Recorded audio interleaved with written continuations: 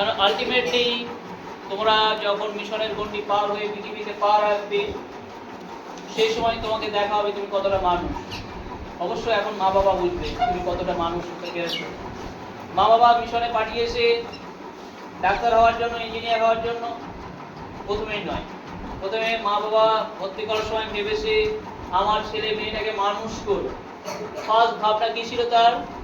মানুষ করব। সেকেন্ড ভাবনা কি হলো? মানুষ হবে, সুন্দর একটা doctor, engineer, barrister, professor, IAS officer, WBCS officer, IPS officer, কিছু একটা হবে। ঠিক আছে? ফার্স্ট মানুষ হওয়া, সেকেন্ড এই প্রফেশনালি কিছু একটা হওয়া। ঠিক আছে? এইটাকে মাথায় রেখে তোমাদের কিন্তু কাজ করতে হবে।